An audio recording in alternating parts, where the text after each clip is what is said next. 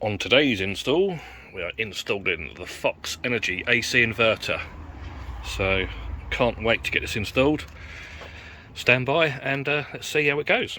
One thing I forgot to say when installing these is when you're doing the batteries, make sure they're all the same version. So, whether you've got batteries, the BMS all need to be the same version. Doesn't matter whether they're version A, B, C or D, but as long as they're all the same.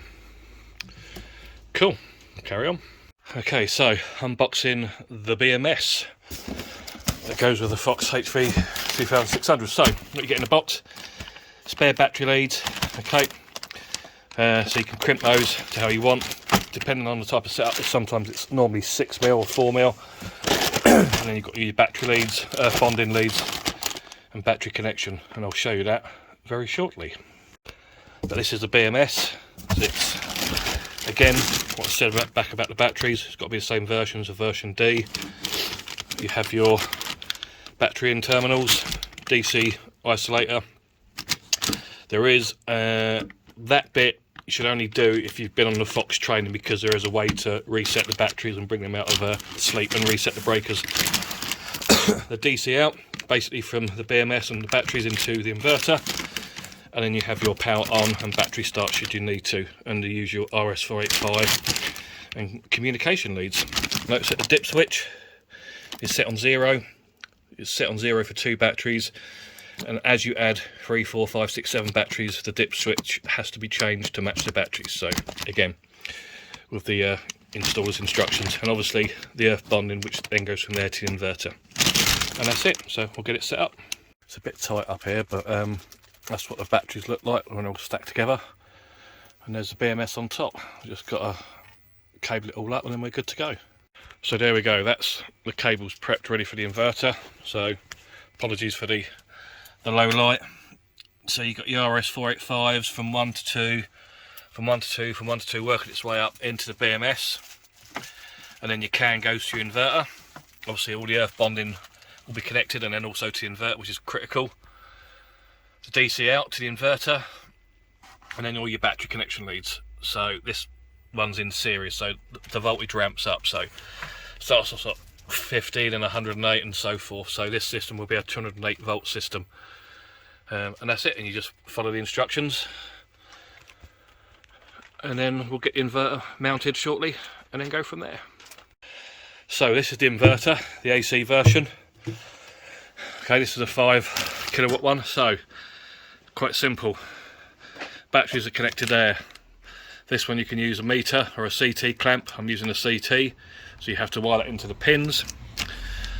Your Ethernet cable or comms cable from the BMS will go into here, just unscrews, and it's just your typical Ethernet connection port. Wi-Fi dongle will go in there once it's done, and then you can have a backup system, again separate consumer unit with a changeover switch, but on this one we're just going to stick to the AC output, which I'm using 4mm cable going into a separate RCD unit, like a subboard going into the consumer unit. And in the pack you get your Wi-Fi dongle. It's quite straightforward to set up. You need an installer account to do that. And then your CT clamp, which obviously goes around your tails.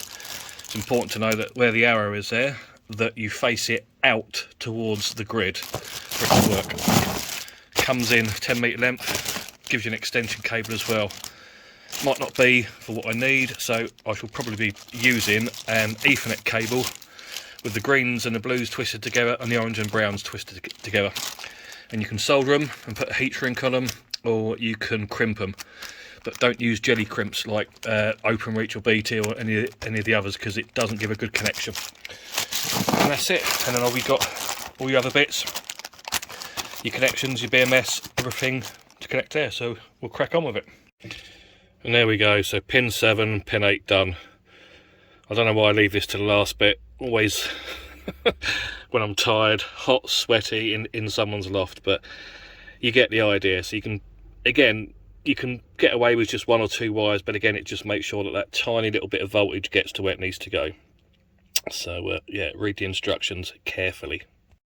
So everything's switched on and working.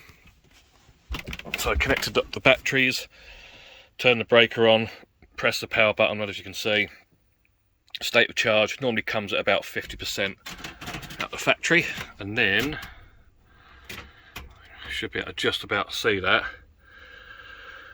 So there we go, battery come at 50%, so the plus 384, 400 watts is basically the customer using energy from the batteries, and when it's minus, it just obviously goes back in and charges up. So nice and simple as that.